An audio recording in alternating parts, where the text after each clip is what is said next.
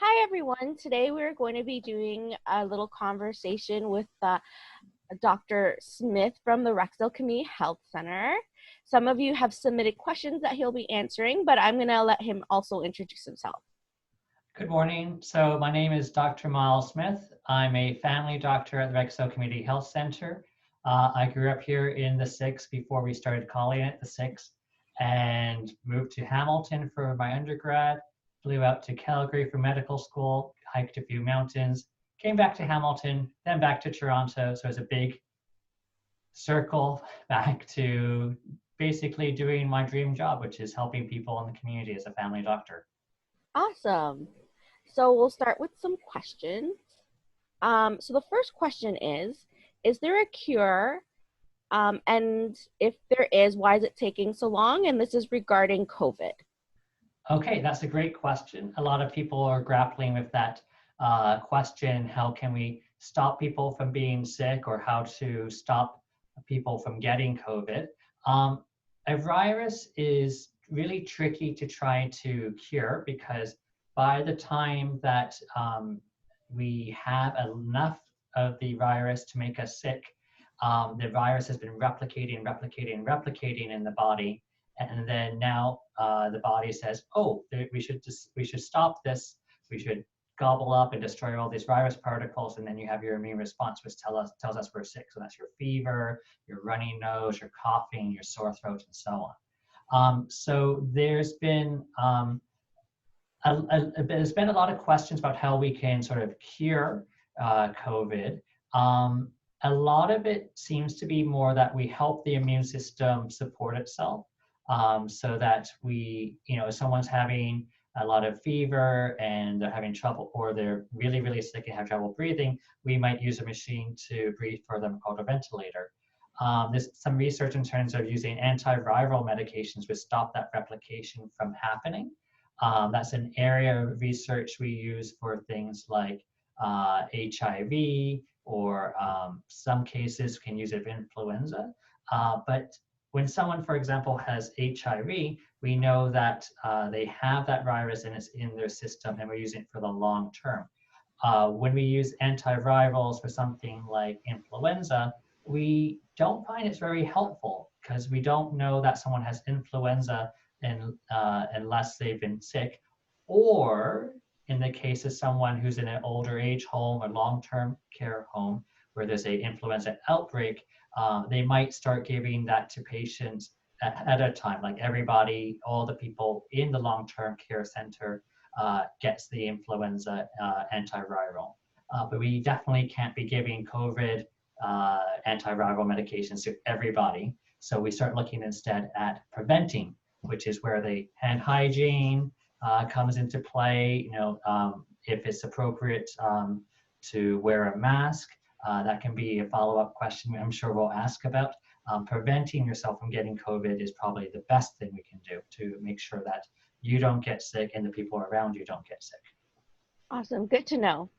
The second question is, how long will we have to stay inside? That's another great question. So how long will we have to stay inside is probably broken up into two different parts. How long in the short term we need to be, mostly staying at home. That's being the milestones, or okay, maybe this would be a good one to edit down, because then I can try that question again, because I definitely stumbled on that one. No worries. I'll ask Terrence to do it. I'll say edit there. Okay, so we'll just do when Terrence sees me counting down, and then you can ask the question again. Okay. So I'll go ahead. How long will we have to stay inside? That's a great question. There's two parts to this answer. One is the short term, and the second is the long-term part. The short-term answer is basically decided by the government and public health officials to take a look at how rates are going in the community of COVID transmission and what sort of things we can reopen.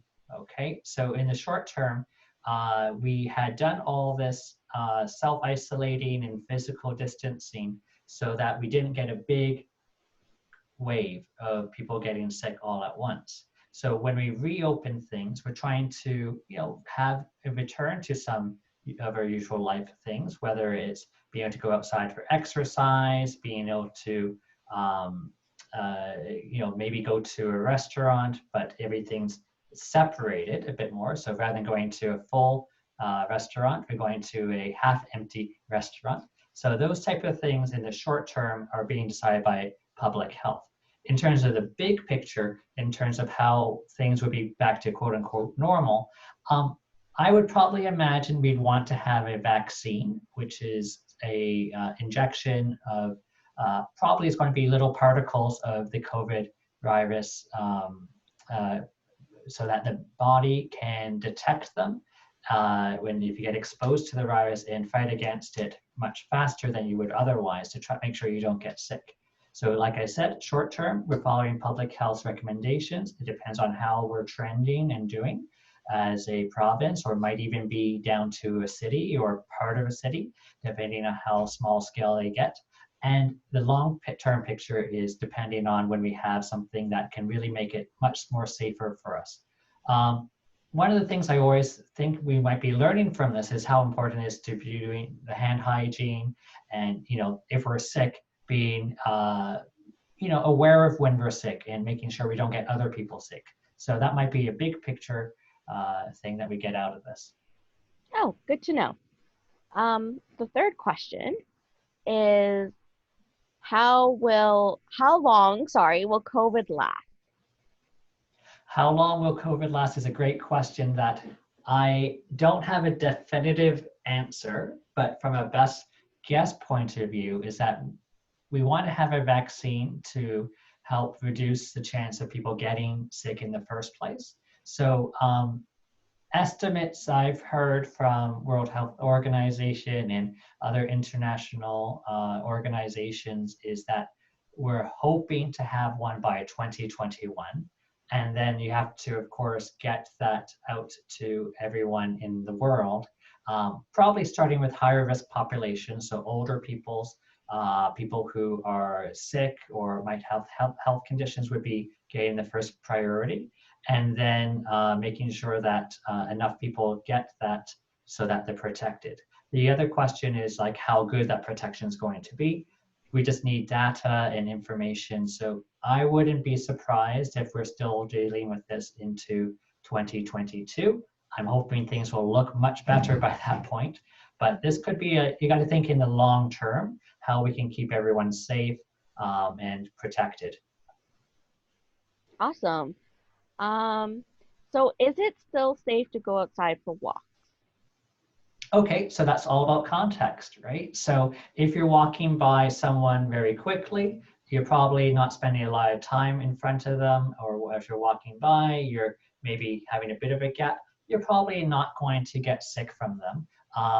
That's compared to someone you might be having a long conversation with face to face. So if you're talking to someone, some people are more spitters than others, but that's the close proximity context where a face mask might be helpful, so that that fluid that you might be carrying that has virus in it, gets trapped by the mask. So walking about's probably fine.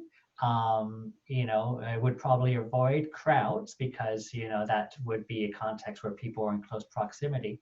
But it's also it's all about what you're doing. So if someone's running, for example, you're perspiring, you're deep breathing more deeply. So that would be a case where you want to be self-aware that if you're running, you might be taking a longer path around people. So you give them a respectful amount of distance so that they're not stressed out. It's like, okay, that person was just running by and they were just sweating and spitting and breathing deeply. So am I going to get sick? No, you just give them more space. Okay. Oh, So good. it's all about context. Exercise is really important for all of us. Yeah. And if you don't want to wait on doing exercise, there's a lot of good body weight exercises. Type that into YouTube. You can do squats, you can do lunges, you can grab bags of rice so you want some weights, or things like that, just so you can stay physically fit. I am terrible and not flexible at all. So I don't do yoga, but my wife does. So that's something that she does.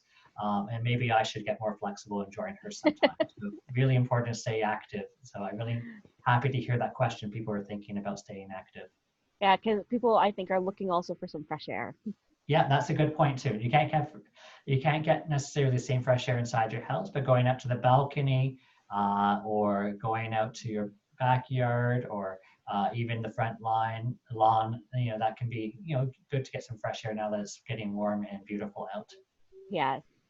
Um, so the next question is, what is the difference between a droplet contact and airborne transmission of the COVID-19? Okay, so that's a really advanced question. So I really appreciate whoever asked that question.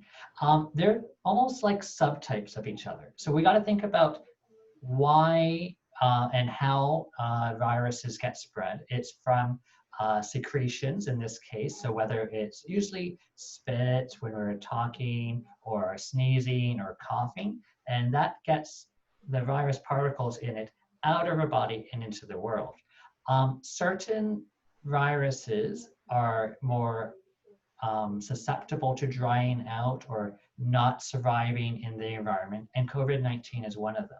Okay, so when we think about droplets, that's almost like the big subcategory of those excretions. So someone sneezes or coughs, droplets come out and land on a surface. And the ones that survive inside those droplets because they're still moist and don't dry out is what COVID virus particles are happening. It can get people sick. So you cough or sneeze, lands on a surface, someone else touches it, they touch their eyes, they touch their nose, touch their mouth, get past the skin barrier and into the body, and that's how someone gets sick.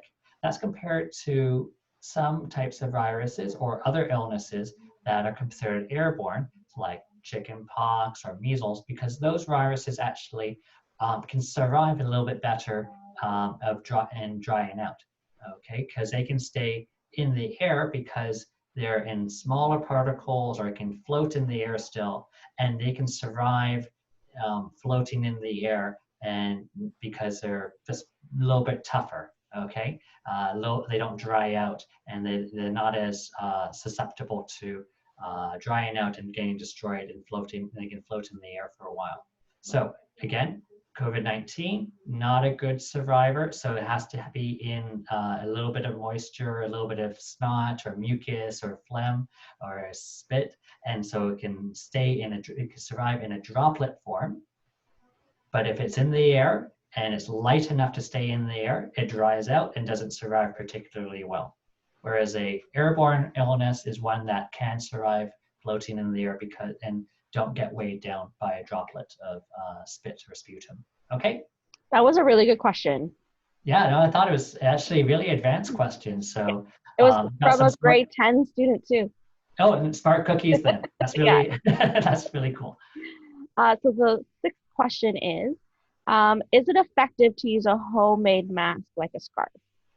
Okay, so that's a great question that I read around this in a New York Times article. If you want to look it up, I will send Davika the link so that people can read about it on their own. But basically, there's different levels of masks depending on people's needs. And the short answer is that you can make some very effective homemade masks. But it's also a case of breathability, okay? So in the medical field, we may have heard about N95 masks.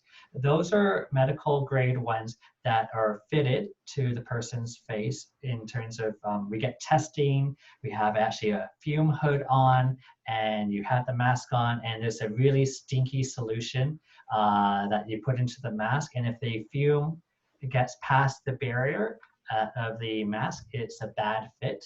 But if you have a well-fitted mask, it blocks most of those particles, and you don't smell the bad smell. Okay, so N95 masks are designed so that people who are wearing full gear, so they might be wearing goggles or be wearing a face shield and have a gown and gloves in a high risk environment, let's say the hospital and the ICU, they would be amongst people who have COVID-19 and they really need that level of protection. Okay, so that's really high level, and that's not really appropriate for walking around in the go to the grocery store or going elsewhere in the community, because you're not wearing goggles down the street, you're not wearing a full gown and everything. So even if that mask were to protect you from someone walking by, someone sneezes, they got their spit in your eyes, you got your clothing covered and stuff like that. So that's not really the best fit. In between is a surgical mask. You think about why people wear a surgical mask. The surgeon wears it so that he or she or they, or if they spit or sneeze into a open abdomen, they can't help sneezing. Well, you didn't just give a whole bunch of snot into someone's open abdomen when they do a surgery. So that's all about context, right? So you don't put the patient isn't wearing a mask because they're not sneezing onto the surgeon. So again, that's about going from a 95% effective blockage to about a 30% blockage. What's really the most appropriate for people in the community, and is still quite effective, is cloth masks. Okay, so when you take a look at the data, you're trying to wear a cloth mask. Similar idea as a surgical mask is that if you have a virus, you're not spreading it to other people. You sneeze with a mask on, or you cough or things like that, is being trapped by the mask. And if you're a asymptomatic carrier of the COVID-19 virus, which means that you don't have any symptoms, you don't feel fever, sore throat, you're not coughing, but you happen to have been exposed to it and you happen to be spreading it, you're not spreading it as far. You're not transmitting as much of it as you would have otherwise. And this is out of respect to the people around you. When you look at the data, it depends on how good the material is. So if you hold up the fabric, I should have brought some fabric with me, but you hold up the fabric to a light and you can see really well through it. So think about like a light, very light bit of fabric, to say summer athletic top or something like that. That's designed to be breathable. Well, guess what? It's not going to stop very much. You put in some very thick material in between, and you hold it up to the light. Oh, you can't see through it. That's probably a better better at holding materials in. Some people will double up so that you have two layers there. That's going to help. And there is some good evidence that a filter will also help trap it. If you're making yourself, some people use coffee filters, and that can help be a very affordable way that it's also fairly breathable. Okay, so it's going to help trap some of the particles. There's been some evidence and research, I should say, people testing with like furnace filters, but they found, yes, really good at stopping particles, but really bad for breathability. Okay, and then you worry about like, am I breathing in particles of that filter and so on? So that's probably not a good thing. So very long answer for a complex question, but it's better to give a bit of extra information that you can read about more in the New York Times article I'm going to give to Vika here, so that you can sort of make an informed decision. I will mention that when you're looking at buying cloth masks online or otherwise, you want to make sure that is something that is worn properly, and things to look out for would be having either a nose bridge guard or things like that you can push down and have a good seal, and to get things like that, or it's just sort of science that is built or designed a little bit better. And it should be keeping a seal here and under the chin as well. Okay, so I'll forward that article to Devika. Feel free to have a look at it yourself. I'll link it in the comment section. Yeah. Okay. So question 7, how do you safely take off a mask and gloves? Okay. I will demonstrate that in half a second. So actually, Davika, this might be a good time to, I'll just put a pause here. Okay. And I'll go get a mask and then maybe we ask the question again because it's in, rather than me walking to the cupboard and. Yeah. Okay. And I'll tell Terrence. Yeah. So. I'll tell Terrence. Yeah, so he'll see, so I'm holding the mask here and Yeah. there'll be where he knows to edit in. Yeah. And you wanted gloves as well? Yeah. Okay, so, and I got hand.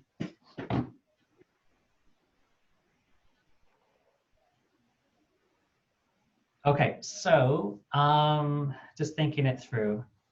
Should I show how to put on and take off maybe? Okay. Rephrase the question? Okay. Okay, so let's do that. Okay, so let's rephrase the question and then go from there. Okay, so ready? Ready. You'll see me counting down. Okay, so question 7 is, how do you safely put on and take off a mask and gloves?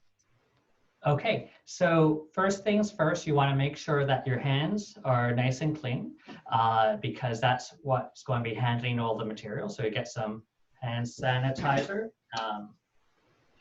Let's get this like that. Sorry, usually it's on the table, so it's got a very strong spring.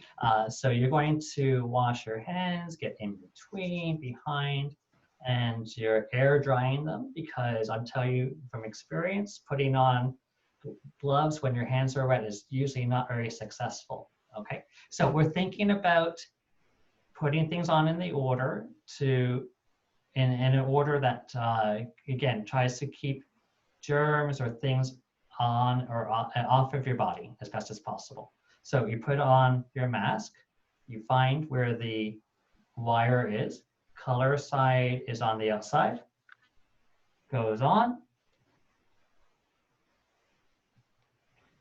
under your chin, push down the guard, and then you can take a deep breath out, and you're going to feel that most of the air doesn't go up past your eyes. If you're wearing glasses, you'll hopefully not be fogging up your glasses at the same time because it's a good seal. And it's all relative, okay? So this is not going to be a perfect seal, but that's okay. You're trying to keep as much of the particles, if you were to cough or sneeze, inside the mask. Put some gloves on. So when we're putting on gloves, it's pretty straightforward. We've all done this since preschool. So for community members, just putting on gloves is fine. The biggest thing that I remind people when they're wearing gloves is that if you touch something, your glove is now contaminated, okay? So if you go grocery shopping, for example, and you're worried about touching a door handle, you count your whichever glove hand that is being contaminated, okay? So that means if you touch some food and you put it into your cart, that product is now contaminated with whatever you're touching with that glove, okay? So gloves have a role, but remember, they can also be carrying things around. You touch your face, well, guess what? You rub your eye, well, you got the germs on. The glove was carrying all of that. So be selective and be smart of how you use gloves. Oftentimes, it's better to just be washing your hands either with soap and water or hand sanitizer than to be carrying around gloves that are contaminating everything. But there is a context where it would make sense to wear gloves. Along those lines, when we're taking off the equipment, remembering that the gloves are now contaminated. So if don't do this, if I were to take off my mask, well, guess what? My gloves have potentially contaminated my ears and all that. So you don't want to do the gloves first. Sorry, you don't want to do the mask first. You got to take care of the gloves first, okay? So I'm going to hold it up to the camera. What you want to do is make sure that you're not touching the outside. You sort of bring your wrist up and you're touching and looping the inside because we know that inside is clean. And you bring it up, you're turning inside out, and you can make a ball of the glove, so it's inside there. Same thing, so your gloves, your hand was inside, so it should be clean, but you're doing another loop. Okay, so your glove is inside the other one. I'm only touching the inside part of the glove, and into the garbage it goes. Okay, that went to the floor, but that's, you know, you get the idea. You got to wash your hands again, because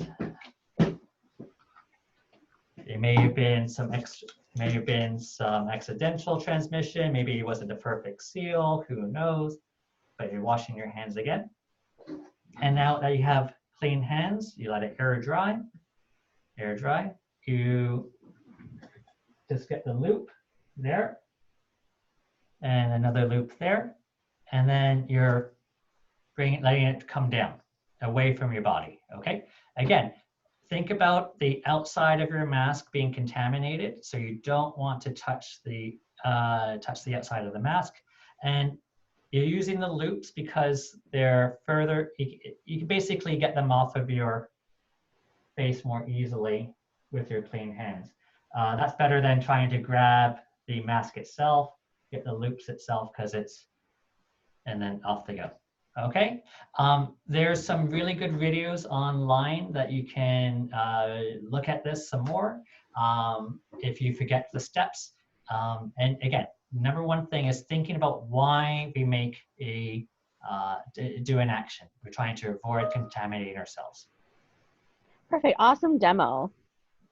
Okay, so our next question is, what is considered a mild case?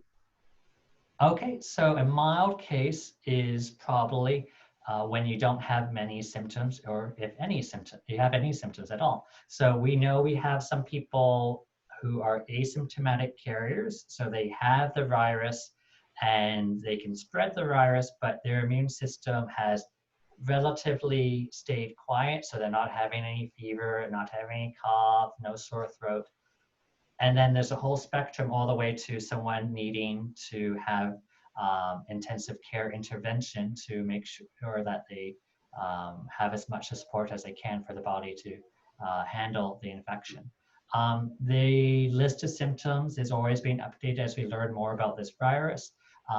Even something like as weird as like not being able to smell or taste anything has been one that went from anecdotal, or we hear stories about this being a symptom, to being like, oh yeah, this is actually, for whatever reason, COVID-19 causes this symptom, and so we now have it in the criteria. So I did give a bit of a broad spectrum answer here, mainly because out of respect to you, the viewer here, that you know, what my answer is right now might be outdated, so in a few days. So I would encourage people to read up about it online, and keep in mind that things can always change over time. Good advice. Question 9 is, what are the chances of ending up in the hospital due to COVID without any underlying health issues? It's lower than you would have in someone who has health issues, whether it's because they're older or have diabetes, or obesity is a risk factor that people have seen increase their chances of getting very sick. Although the math is not one I have offhand, because the numbers are changing, you probably are seeing a very high percentage of people being very mild symptoms, or being asymptomatic carriers, because we are not testing literally everybody, and we don't know what the percentages are. We do know that it can affect people of all ages.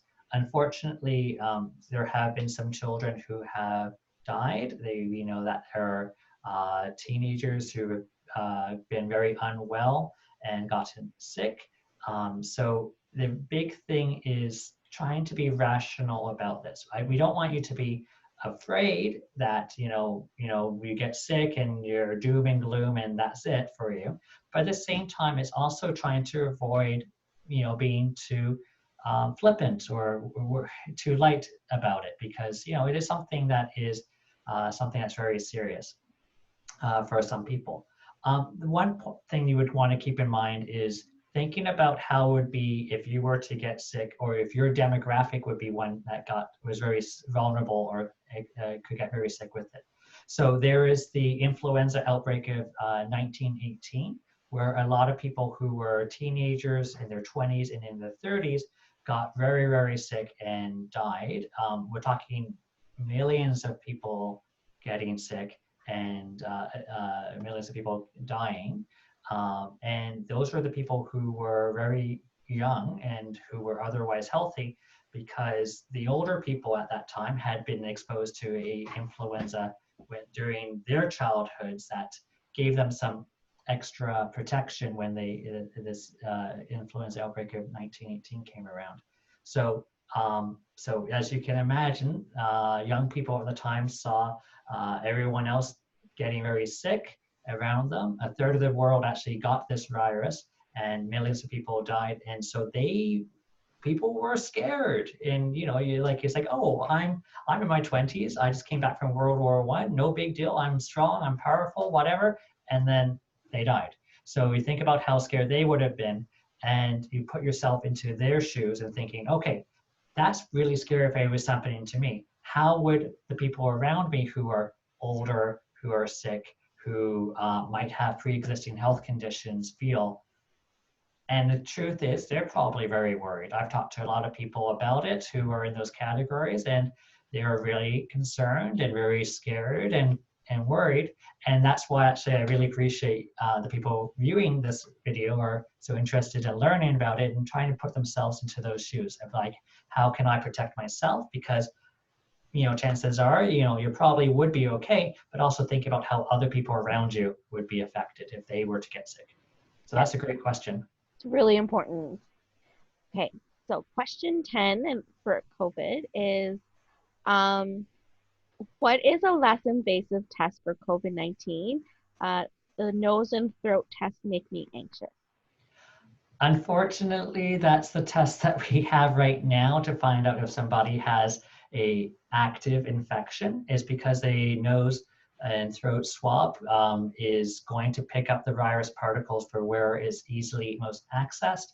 And that's, you think about it, how is it spread? It's spread through saliva and sputum and so on. So how do you get it? Well, you get a nasal pharyngeal swab and you pick up the virus particles.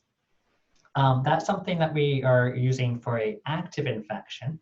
In the future, we might be looking at getting antibody testing, which is a blood test, probably would be a blood test, which is looking for people who have previously been exposed to the virus and now have antibodies to fight against it if they were to be exposed in the future.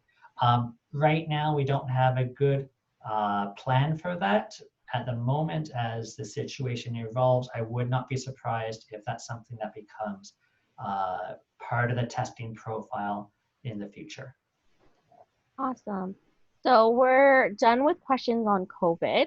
There's a few questions about how you became a doctor. So the first question is, what kind of grades do you need in high school to be accepted into medical school? Okay, so let's go through the path of how someone gets into medical school. So step one, I like your thought process. You've got to graduate high school, and then you're going to need to be going to university if you want to go into medicine. That's going to be different for different career paths. So someone who wants to go to college for a different career in healthcare, there are going to be college paths. If you want to go into medicine itself, it has to be a university path. In terms of grades, you do need to be therefore getting sufficient to get into the university program of your choice. Okay.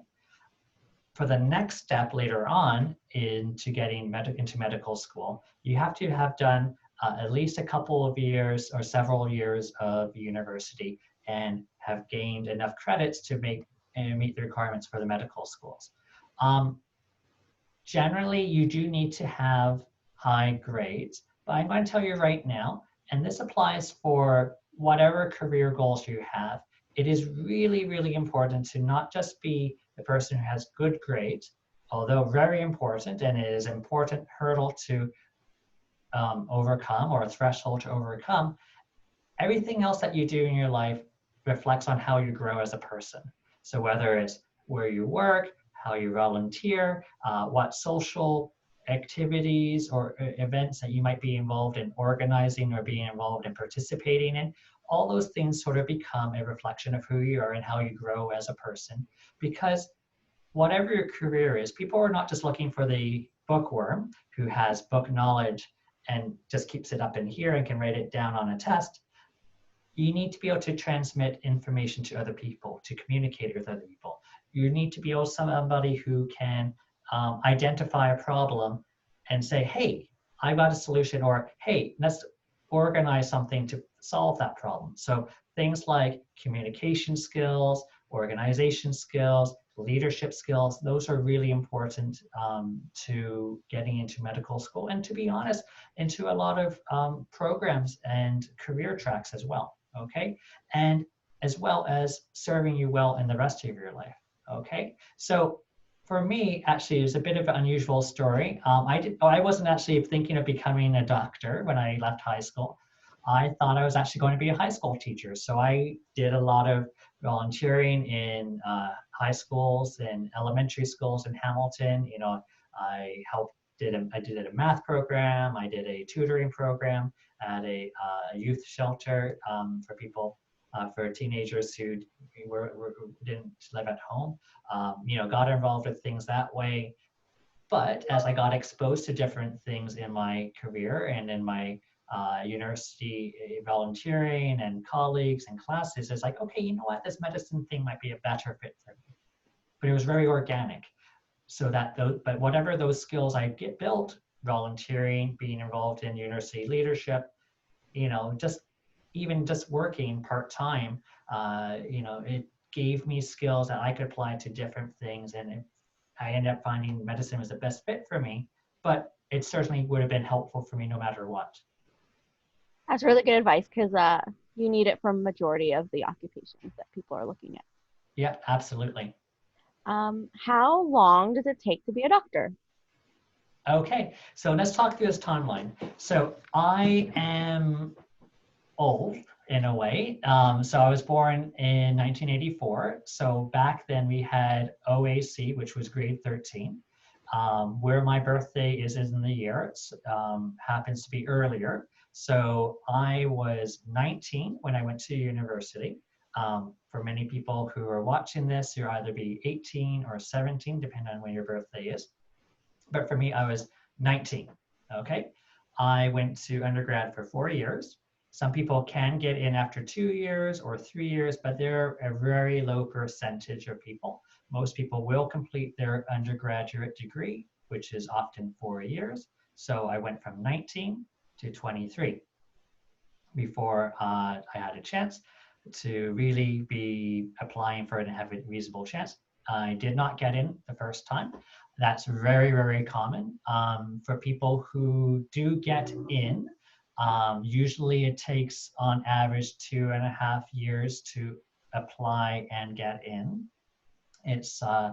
But let's just say it's my situation where I got in the next year. So I worked for a year. I happened to work in education actually. So I went from 23 at graduation, 24 after working a year, and then I got into medical school. Medical school is, in most places in Canada, is 4 years, because it is like a university courses. It's like September to springtime, and you get your summers off. My situation was that I went to Calgary, which is a 3-year program. No breaks, you go at it all the time. And you had 3 years there.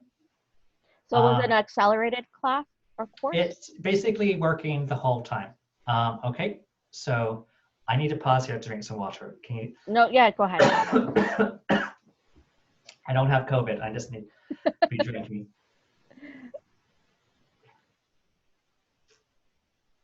Okay. Excuse me. Okay. Okay. Good? So You okay? Yeah, I'm doing okay. Just I'm usually drinking water throughout the morning, just because my throat, just who I am. This is who I am. Yeah, I do the same thing with tea. Yeah. So Ready? I'm going to, just for Terrence. Terrence to be, editing back in. So 5. So I have a 3-year undergraduate medicine degree. That's what they call it at University of Calgary. And then you get into your specialty. You have to apply for a specialty. That can be between 2 years for family medicine, which is what I thought was the best fit for me, up to 4 or 5 years for some programs. If somebody wants to go into neurosurgery for some strange reason, they're looking at 5 years plus fellowship, which is like extra postgraduate training of 2 or 3 years, plus you need a PhD, so it could be like a decade of extra medical school training. And then you start working, so you find the best fit for you. I would always encourage people to be keeping an open mind and just be open to different experiences. And it's a longer path, but when you think about what you would want to be or be doing when you're 30 years old, you may think about, hey, you know what? That last decade of my 20s of doing undergraduate and postgraduate training and this other stuff, it's a lot of work, but chances are you're going to be doing a lot of work in your 20s as well. So whether you're doing work in area A or work in area B or C or W, X, Y, Z, you're going to be doing something. And I hope that for you, that it's something that you enjoy and will be growing as a person and in your career. Yeah. And dedication is important too. Yeah, definitely being able to stick to it is something that's important. But to be honest, it's actually really important to reflect on, is something the right fit for you. Okay, so some people will get into medical school or other career paths. A friend of mine did a healthcare related undergraduate degree, and he said, you know what, this wasn't the right thing for me. I thought this was the right thing for me when I was leaving high school. I did 4 years of this healthcare related undergraduate program, so biology, and he was focusing on the healthcare sciences side of things. And it's like, you know what? I don't want to be working in healthcare. So we went back to school, did some engineering, and he works with robots and designs robots full time. Oh, that's cool. So, I think it's really important to recognize that, you need to explore what's the best fit for you. And that exploration takes time. So whether it's volunteering, talking to mentors, find out what makes you tick, what is the best fit for you, and then go from there. Not what someone else thinks is best for you, but what you think and what you explore and gain experience with is the best fit for you. Awesome. What do you like about your job? What I like about the job is knowing that I've helped somebody, or I hope have helped somebody with their lives, with their health, and so on. I love the puzzle solving part of my job, which is like deciphering these clues of bits of information. What am I asking in their history? What am I seeing in their physical exam? And putting it together and figuring out, okay, this might be a good answer, or this might be a good solution. But I also like educating. Like I said earlier, I thought I was going to be a teacher, and this is a job where I get to teach people about their health. I get to teach people about, how different things affect their body, and hopefully, you have made a difference in their lives. I only see somebody for, 10, 15, 30 minutes at a time, and then they go out, leave the office or leave the telephone call or whatever it is, and they spend, the rest of the day, the other 23 hours and 30 minutes of their day doing their own thing. They spend the rest of the week, the rest of the month, and, it might be several months, or might be a year, or might be a couple of years before I see them again. But I'm hoping that, that little bit of information, that little bit of education will help them make a healthier decision with their lives, or feel better about how their mental health is, or basically making that improvement, self-improvement with them. So that's the best thing in my life. Part of my life is, to help people. But there's a lot of different ways you can help people too. So this is my personal bias, my personal experience. Awesome. What can make your job challenging? Well, it's complex. Like this stuff is complex, and I have to be honest, I don't have all the answers. And sometimes I can look up the answers and some of the resources I have online or in textbooks. Sometimes it's getting some help from colleagues or specialists. And sometimes it's saying, hey, this is based on experience or based on what I'm reading, probably the right answer for you for your health, but we won't know until we try it. So we have to be okay with uncertainty. We have to be okay with not being completely sure because life is busy, life is wild, life is organic, and organic life doesn't necessarily follow all the rules. It probably follows the rules. It trends towards following the rules, but it's not 100%. And that uncertainty can sometimes really be tough because you're helping make decisions with the client or patient that has a really big effect on how the life is going to look like. And sometimes we don't have an answer. Sometimes, despite our best efforts, we've done all the right things, we've gotten connected to all the right people, you still have really unfortunate outcomes. So that's real. That's very real. So, it's definitely difficult at times to be okay with that uncertainty, being okay with that. But talking to friends, talking to your colleagues, talking to your loved ones, having that support system is really important. And you're going to have different challenges in your careers, whatever you do. So cultivating that humility is really important, to be okay with uncertainty and saying, I don't know the answer. That's really important. And cultivating that support network for you is really important. That's what's made those difficult times in my life and in my career be a little bit less difficult. Thank you for such an honest answer. So our last question is, what classes do you need if you want to get into physio? Physiotherapy. I love this question. So I have some friends of mine who are physiotherapists. It really comes down to looking at what the programs individually ask for. Usually and I'm going to broaden this to a bigger picture, to healthcare related things, careers, I should say, not things. Healthcare related careers often are looking for some sort of science background because they're wanting to know that you have some sort of knowledge base for why biology or body aspects or healthcare related things happen the way they do. And they wanted to make sure you're a good communicator. So most often they're looking for some English credits. And from there, they're also often looking for some statistics or math-based outcomes so that you can interpret information correctly. So if you're reading a paper that says, okay, let's say you're a physiotherapist, and you're reading a paper that says, hey, this technique in this population was really effective for this outcome, but this population not so effective. You need to be able to manage that math aspect as well and be able to correctly interpret things.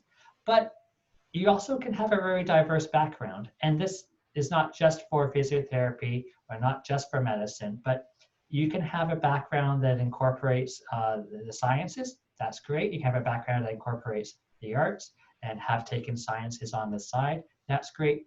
I had one colleague of mine in medical school who actually had a music degree, which is a really big leap of fields because it's a very unusual path. But for her, it was a right path because for her, she had proven that she can handle academics by having good grades.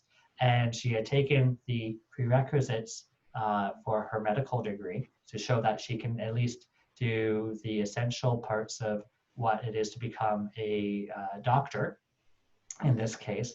And then, she just handled the course information by being a good learner. That's basically what you're demonstrating for any postgraduate degree, whether it's physiotherapist, occupational therapist, chiropodist. I just realized a lot of these careers have ists in them, but it's basically some sort of specialty that people often go into. And then it's getting into, once you get in the door, you just learn, and you get experience, and you own it. So that's really important. I'll also mention, actually, as a specific call out, a undergraduate degree in nursing is really valuable for someone who wants to work in healthcare, because you're getting all those topic areas. You're getting the science, you're getting the math.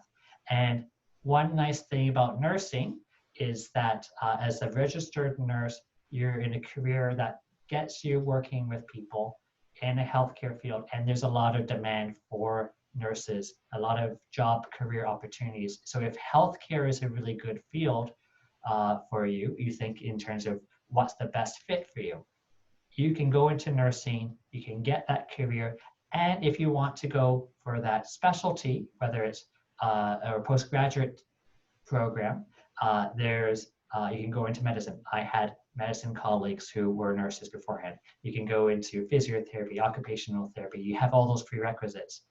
And there's also people whose careers are doing something called a nurse practitioner. So they get the extra training to be an advanced care nurse or a nurse practitioner. And I work with them as colleagues. So I'm a family doctor. I have multiple colleagues who are nurse practitioners. They didn't need to apply for medical school. They applied for nurse practitioner training. Think of it as a master's degree in nursing, and they work pretty much the same as I do as a family doctor. So I want to give that specific shout out to nurses, because they rock, and it's a really good career if someone wants to get involved in healthcare. But again, if a person watching this, you might not be interested in healthcare, that's okay. Just similarly think about whatever you want to do. Go explore and find out what you need to make that career happen, and just go do it. Awesome. Thank you so much for your time today, Dr. Miles. Oh, no problem. Very happy to do that. And of course, Davika, I'd be very happy to help out with other things for the youth. It's really important to ask questions and have somebody answer them. So if anyone has any questions, get in touch with Davika. Make sure you like and subscribe if that's one of the things that she does on this channel. I'm not sure, but it's like and follow for Instagram. Like and follow. Okay, we're using IG. I think you said IG Live. So yeah, follow. There you go. Awesome. So make sure you make that happen, and good luck to everybody out there in internet land. Thanks. Okay. Bye.